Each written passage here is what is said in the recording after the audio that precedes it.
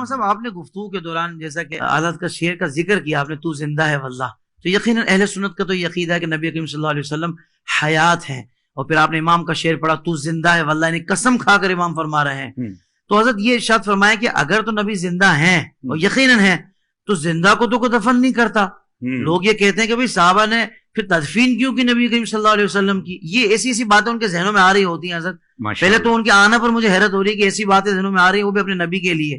اب آ ہی گئی ہے تو میں چاہوں گا کہ جواب بھی دے کر ان کی تسلی کر دیں. میں نے ماشاءاللہ اس لیے کہا کہ حافظ طاہر بھی ماشاءاللہ اتنا ذہین و فتین بندہ ہے کہ یہ بال کی کھال اتارتا ہے. اللہ کریم آپ کو جزائے خیر دے. یہ بہت اچھا سوال کیا آپ نے، اور دور حاضر کی یہ ضرورت بھی ہے. مطلب یہ کہ نبی پاک اگر زندہ ہیں تو پھر صحابہ نے دفن کیوں کیا؟ میں نے کہا ساری چھوڑ دیں آپ. شہید زندہ ہوتا ہے؟ کہا بالکل. تو میں نے کہا جتنے کائنات میں شہید ہوئے دفن کیا کہ نہیں کیا؟ اس کا جواب دو مجھے. قرآن مجید دو جواب. قرآن مجید ہے نا، قرآن سے جواب دے دیا میں نے. قرآن سے جواب. اب کوئی میدان میں نکل کے بات کرے. خدا کا خوف کرو یار، کیا کر رہے ہو تم لوگ؟ یعنی اتنا بغض کہ نبی پاک کے بارے میں یہ سارے سوالات کیے جا رہے، حالانکہ شہید کا رتبہ کم ہے اور نبی کا زیادہ ہے. تو جب کم رتبے والا زندہ ہے تو جس کا سب نبیوں سے بھی زیادہ ہے، پھر وہ کیوں نہیں زندہ ہے؟ سمجھ آ رہی میری بات کی؟ اچھا دوسری بات، میں نے کہا یہ میں تمہارا شوق پورا کر دیتا ہوں کہ تم کہتے ہو کہ زندہ تھے تو پھر دفن کیوں کیا. میں نے کہا جو مردہ ہوتا ہے نا اس کو آگ لگائی جاتی، کسی بھول میں نہ رہنا. اس بات کو نوٹ کیا جائے. جن کے مر جاتے ہیں وہ آگ لگاتے ہیں اپنے ہاتھوں سے. ہم جو دفن کرتے ہیں نا وہ زندہ سمجھ کے کرتے ہیں. کہتے ہیں مولانا وہ کیسے؟ سن لیجئے. اور یار مجھے بتاؤ اگر زندہ نہیں ہے تو قبر میں اٹھ کے سوالوں کے جواب کون دیتا ہے؟ بتاؤ نا مجھے. یہ صرف اتنی دیر تک ہی موت کا حکم ہے کہ جب تک سانسیں باندھے ہم نے قبر کے سپرد نہیں کر دیا، اللہ کی رحمت کے سپرد نہیں کر دیا. اس نے یہ جہان بدلنا ہے، برزخی دنیا میں جانا ہے. سمجھ آ رہی ہے؟ اور اس کو کہتے ہیں برزخی حیات.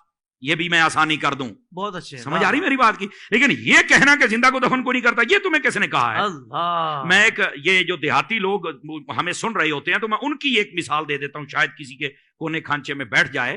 اور میں نے کہا یار بتاؤ، دیکھیں جب فصلیں ہمارے ہاں کاشت کی جاتی ہیں نا، مثال کے طور پر مکئی، ہم جب اس کو کاشت کرتے ہیں تو جب اس کا بیج نکالتے ہیں نا تو ہم پہلے اس کی چھانٹی کرتے ہیں. جو دانے خراب ہوتے ہیں ان کو سائڈ پہ کر دیتے ہیں، جو صحیح ہوتے ہیں ان کو سائڈ پہ کر دیتے ہیں. خراب دانوں کو ہماری بولی میں کہتے ہیں مرے مرے نے. تو کہتے ہیں مریا نو سٹ دے ہو، انہاں نو پورن دا کی فائدہ ہے؟ آ جڑے چنگے نے انہاں نو پورو کچھ نکلے گا تے صحیح نا.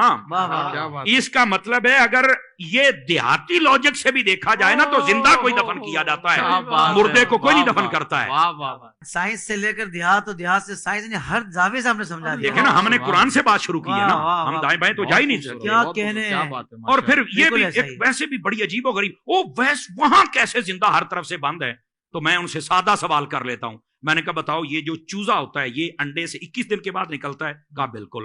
تو میں نے کہا بتاؤ یہ 21 دنوں تک کون سا سوراخ ہوتا ہے جہاں سے کوئی ہوا شوا جاتی ہے، کاربن ڈائی آکسائڈ جاتی ہے، کہاں سے آکسیجن جاتی ہے؟ تو کہتا نہیں یار تو مردہ نکلتا ہے. کہا نہیں زندہ نکلتا ہے. کیسے زندہ رہا؟ کہتا یہ تو نہیں پتا. تو میں نے کہا پتا ہوتا تو سنی نہ ہوتا.